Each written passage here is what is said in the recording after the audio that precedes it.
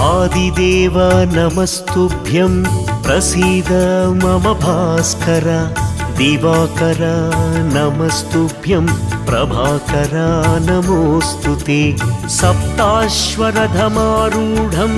प्रचण्डं कश्यपात्मजं श्वेतपद्मधरं देवं तं सूर्यं प्रणमाम्यहं लोहितं रथमारूढं सर्वलोकपितामहं